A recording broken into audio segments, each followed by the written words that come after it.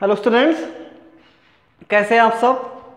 मैं विवेक मिश्रा, आपका physics teacher, और हम पढ़ रहे हैं क्लास 11th फिजिक्स का पहला चैप्टर। हमारा चैप्टर है फिजिकल वर्ल्ड। तो स्टूडेंट्स, इस चैप्टर में हमने कुल 4 वीडियोस कवर कर लिए और 4 वीडियो में हमने मोस्टली पार्ट इस चैप्टर के लगभग कवर कर दिया, कंप्लीट कर दिए। ठीक है, तो ये हमारे इस चैप्टर का लगभग लास्ट वीडियो होने वाला है। इस चैप्टर में हम क्या पढ़ेंगे, इस टॉपिक में हम क्या पढ़ेंगे, कंजर्वेशन लॉज। ओके, कितने टाइप के कंजर्वेशन लॉज होते हैं, उनके बारे में उनकी एक्चुअल एक्सप्लेनेशन। ओके, ऐसा नहीं कि इन लॉज के बारे में आप पहले नहीं पढ़ चुके हो। आपने क्लास 9th में एनर्जी वाले चैप्टर में फिजिक्स के पढ़ा था, law of conservation of energy. Class 10th में आपने law of conservation of mass chemistry में पढ़ा होगा, 9th में ही पढ़ लिया होगा, सॉरी। और क्लास 10th में आप पढ़ रहे होंगे कि तमाम तरह की, जैसे लॉ ऑफ मोमेंटम, ये भी क्लास 9th में ही था। ओके, तो ये सब लॉज आप पढ़ चुके हैं पहले, लेकिन फिर भी मैंने आपको प्रॉमिस किया था कि आपको बिल्कुल बेस से पढ़ाऊंगा, तो इसलिए इस सब सारी चीज़ों को मैं फिर से कवर कर दे रहा हूँ, फिर से कंप्लीट कर दे रहा हूँ। ओके, तो कंजर्वेशन लॉज एक्चुअल में होते क्या हैं। तो स्टूडेंट्स, इससे पहले हमने कुछ फंडामेंटल फोर्सेस देखे थे ना, इससे पहले वाली वीडियो में। तो वहाँ पे मैंने बताया था कि हमारी जो नेचर में तमाम तरह की फिजिकल एक्टिविटीज़ होती रहती हैं, नेचुरल फिनोमेनन होते रहते हैं।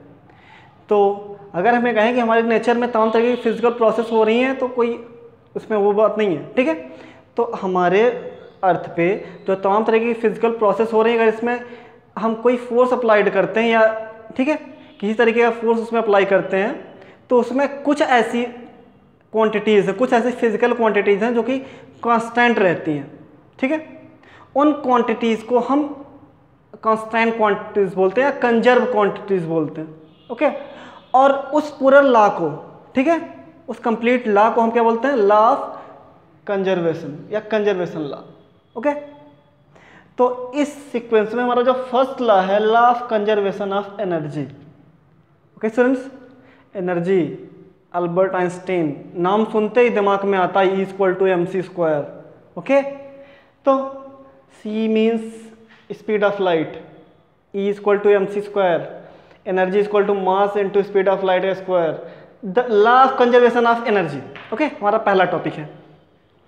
तो हमने ये लाइन काफ़ी बार सुनी है, काफ़ी बार पढ़ी है। एनर्जी के लिए अलग, मास के लिए अलग, चार्ज के लिए अलग। यहाँ पे हम देखते हैं एनर्जी के लिए, energy can neither be created nor destroy but it can be converted one form to another form. ठीक है, एनर्जी को ना ही हम क्रिएट कर सकते हैं और ना ही डिस्ट्रॉय कर सकते हैं, ना ही बना सकते हैं ना ही ख़त्म कर सकते हैं।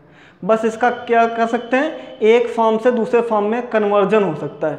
लाइक हमारे यहाँ आप देख रहे हैं लाइट जल रही है, ठीक है, आपके अपने घरों में, आपके अपने कमरों में जल रही होगी। वहाँ पे आप देखेंगे कि जैसे ही आप उस बल्ब को इलेक्ट्रिकल एनर्जी सप्लाई करते हो, वैसे उस इलेक्ट्रिकल एनर्जी को कन्वर्ट करके लाइट और हीट एनर्जी में कन्वर्ट कर देता है, करता है, एक फॉर्म से दूसरे फॉर्म में कन्वर्ट कर दिया। आप फैन को इलेक्ट्रिक एनर्जी सप्लाई करते हो तो वो कन्वर्ट करके मैकेनिकल एनर्जी में प्रोवाइड कर देता है आपको। ओके, इसी तरीके के तमाम तरह के गैजेट हैं जिनको आप एक एनर्जी देते हो तो कन्वर्ट करके दूसरी एनर्जी में उसको कन्वर्ट कर देते हैं। ठीक है, बदल देते हैं। तो एक फॉर्म से दूसरे फॉर्म में कन्वर्ट किया जा सकता है, लेकिन यहाँ पे याद रखना है कि इस पूरे फिनोमेनन में, पूरे लॉ में एक चीज़ कांस्टेंट होती है। वो क्या है, एनर्जी।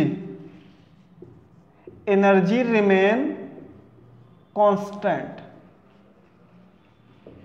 ओके स्टूडेंट्स, तो अगर इसका हम एक बेसिक सा एग्जांपल लें तो हम ये कहें, एक ये मार्कर है, ठीक है, और इसको एक फ्री फॉलिंग, बिल्कुल ये बिल्कुल यहाँ से छोड़ा आपने, ये फ्री फॉलिंग से, ठीक है, मतलब अगर इसको आप रेस्ट पोजीशन से नीचे छोड़ते हो तो ये नीचे किस फोर्स से जाएगा, ग्रेविटेशनल फोर्स से। ठीक है, अगर आप फेंकते हो तब तो आपका मस्कुलर फोर्स वर्क करेगा, लेकिन अगर आपने रेस्ट पोजीशन से ऐसे छोड़ दिया, ठीक है, तो ये क्या होगा, बिल्कुल भी रेस्ट पोजीशन से नीचे जाएगा, मींस फ्री फॉलिंग बॉडी। इस बॉडी को हम क्या कहते हैं, फ्री फॉलिंग बॉडी। ठीक है, तो अब हम ये कह सकते हैं कि हमने जब कोई ऑब्जेक्ट को यहाँ से रेस्ट पोजीशन में, बिल्कुल रेस्ट पोजीशन में था, एक आप बॉल ले सकते हो,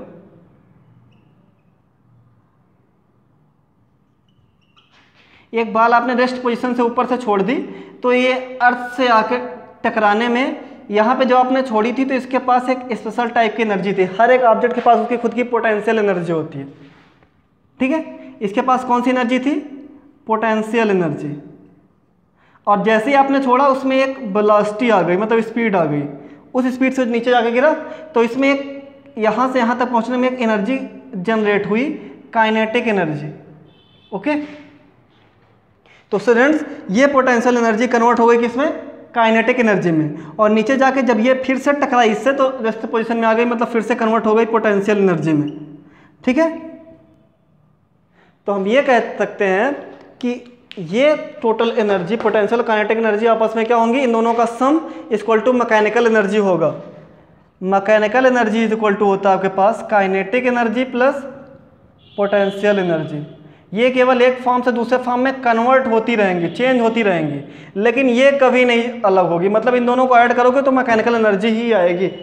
ओके, मतलब एनर्जी हमेशा कांस्टेंट रहेगी, बस उसका फॉर्म कभी काइनेटिक से पोटेंशियल, कभी पोटेंशियल से काइनेटिक होता रहेगा, ठीक है।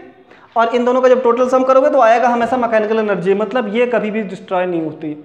ओके, तो वर्क करने के बाद भी हम देख रहे हैं कि एनर्जी कहाँ हो रही है? कन्वर्ट हो रही है एक फॉर्म से दूसरे फॉर्म में। खत्म हो जा रही है क्या?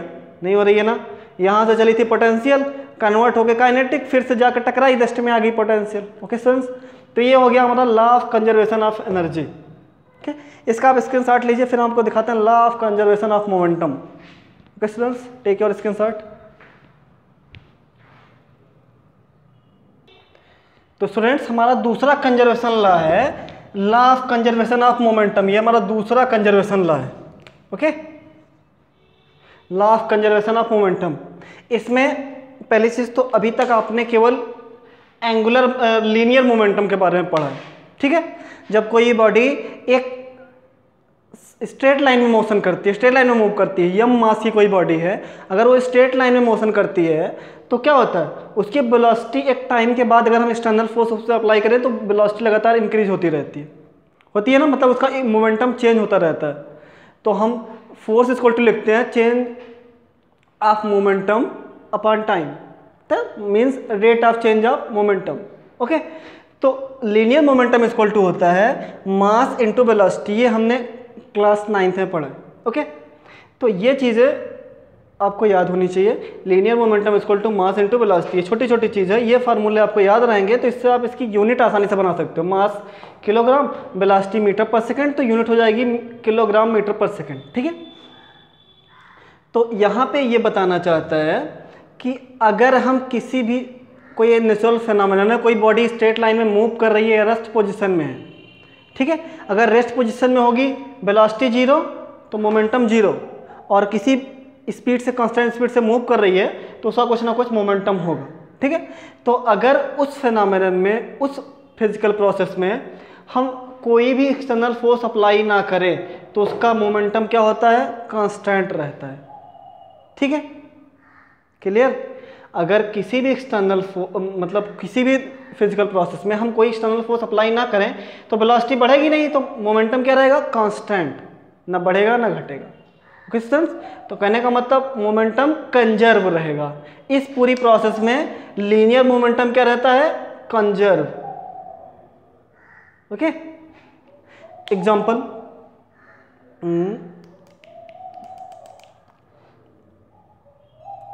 आप इसका ले सकते हो। कोई यम मास की जैसा बॉडी है, ठीक है, लाइक एक गन है।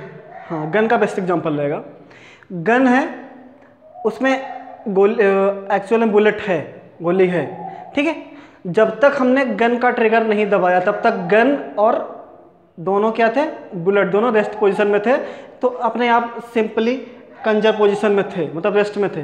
लेकिन जैसे हमने ट्रिगर दबाया, बुलेट आगे की तरफ एक वेलोसिटी से निकली ना, एक वेलोसिटी से निकलना पड़ा उसे, तेजी से निकली बुलेट, तो जितनी वेलोसिटी उसने आगे की तरफ जाने में लगाई, जितना फोर्स लगाया उतना ही फोर्स गन पीछे की तरफ आएगी, ठीक है। सेम फोर्स लगेंगे तभी कंजर्व रहेगा मोमेंटम। आगे की तरफ जितना गया, बुलेट जितना इधर गई, ये इतना अपोजिट डायरेक्शन में, गन पीछे की तरफ आती है ना, बुलेट आगे की तरफ, गन पीछे की तरफ, तो दोनों अपोजिट डायरेक्शन में सेम वेलोसिटी से, सेम फोर्सेस से बैक करते हैं, ठीक, मूव करते हैं। ओके, तो कहने का मतलब यहाँ भी फोर्स क्या हुआ? कंजर्व, मतलब एक्सटर्नल फोर्स जितना आगे गया उतना पीछे गया, मतलब एफ आगे एफ पीछे, दोनों अपोजिट डायरेक्शन में कट के क्या होगा माइनस एफ, अगर 1 2 पे लगा रहा है 2 1 पे लगा रहा है, दोनों अपोजिट डायरेक्शन माइनस कट गया 0।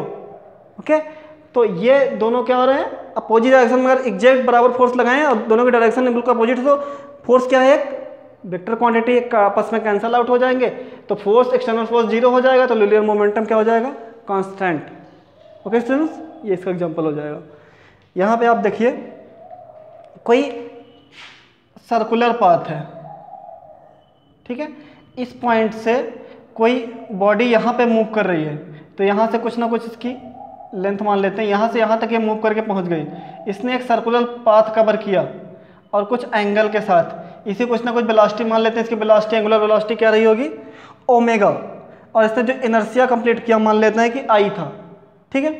तो अगर हम ये कहें कि इस बॉडी पे हम कोई एक्सटर्नल फोर्स ना लगाते, ठीक है, एक तरीके से अगर एक्सटर्नल फोर्स ना अप्लाई करते या एक्सटर्नल टार्क, यहाँ पे टार्क क्यों बोलेंगे, क्योंकि सर्कुलर बॉडी है, सर्कुलर पाथ पे क्या कर रही है मूव कर रही है, ठीक है, रोटेट कर रही है, यूँ कहें रोटेट कर रही है। फोर्स करने का मतलब आगे पीछे जाना, रोटेट करना मतलब अपनी एक्सिस पे ही घूमना, जैसे कि सारे प्लैनेट अपनी एक्सिस पे क्या कर रहे हैं मूव कर रहे हैं।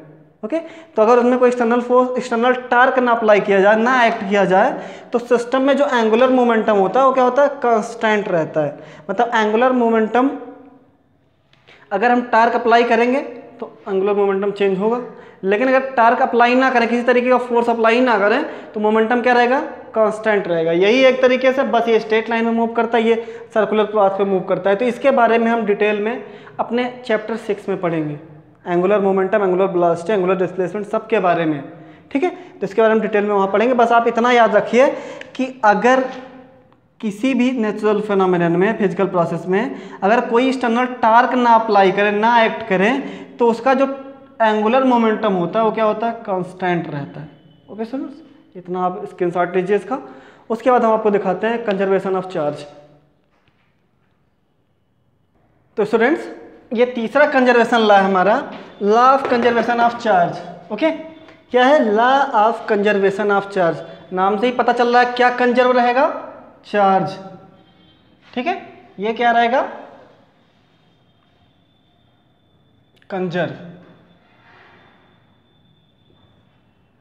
तो थियरी हमारी कह रही है कि किसी भी आइसोलेटेड सिस्टम में the total charge and isolated system, ये याद रखिएगा, किसी भी आइसोलेटेड सिस्टम में चार्ज रिमेन, सॉरी यहाँ पे चार्ज लिखना था, चार्ज रिमेन कांस्टेंट, चार्ज क्या रहता है कांस्टेंट रहता है, ठीक है। आइसोलेटेड सिस्टम का मतलब होता है एक ऐसा सिस्टम जो ना ही चार्ज दे रहा है और ना ही चार्ज ले रहा है, एक्सटर्नल तरीके से किसी भी by other matter, other conductor, ना ये चार्ज ले रहा है ना दे रहा है। तो अब इसके अंदर जो चार्ज है वो क्या है कंजर्व है, ठीक है। तो किसी भी आइसोलेटेड सिस्टम के अंदर जो चार्ज है वो क्या है कंजर्व रहता है, कांस्टेंट रहता है। Means electric charge can neither be created nor destroy, only converted from one form to another form.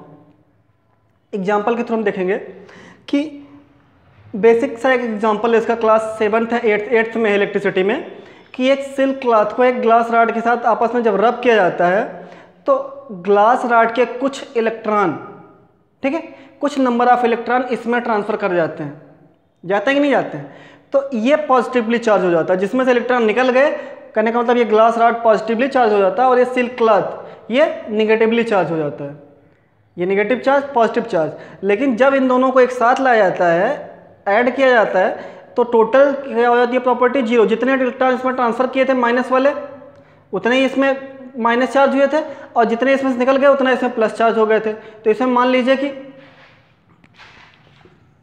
एक इलेक्ट्रॉन, एक सब्सटेंस ये है, एक दूसरा सब्सटेंस ये है, इसके अंदर न्यूक्लियस के अंदर +10 प्रोटॉन थे, और चक्कर जो लगा रहे थे इलेक्ट्रॉन वो -10 इलेक्ट्रॉन थे, दोनों बराबर होते हैं तभी न्यूट्रल कंडीशन में था।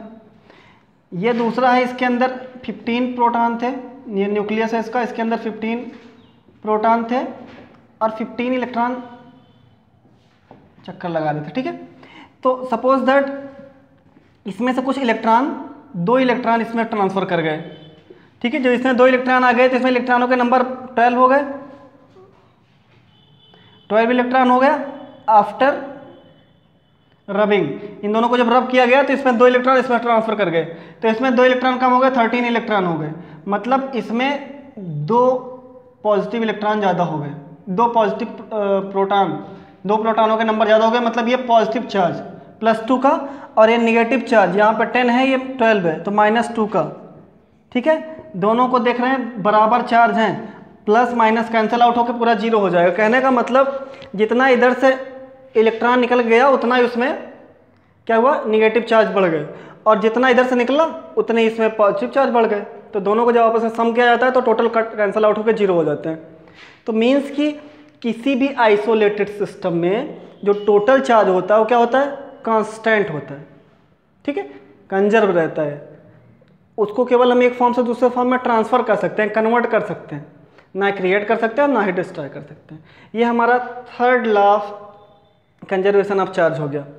ठीक है, तो स्टूडेंट्स आज की वीडियो में हमने देखा conservation of laws, 3 conservation of laws हमने पढ़ लिए, और इसी वीडियो के साथ हमारा ये लास्ट जो पहला चैप्टर जो था वो क्या हुआ, ख़त्म हुआ। अगर इस पहले चैप्टर से रिलेटेड कोई भी कन्फ्यूज़न है आपको first, second, third, fourth, fifth 5 video में किसी भी वीडियो से कोई भी कन्फ्यूज़न है तो आप हमको कमेंट बॉक्स में कमेंट कर सकते हो, वहाँ पे हम आपके क्वेश्चंस का आंसर देंगे। और अगर अभी तक आपने हमारा चैनल सब्सक्राइब नहीं किया है तो चैनल को सब्सक्राइब करिए, जिससे कि पीछे के चारों वीडियो आप तक आसानी से पहुँच सकें।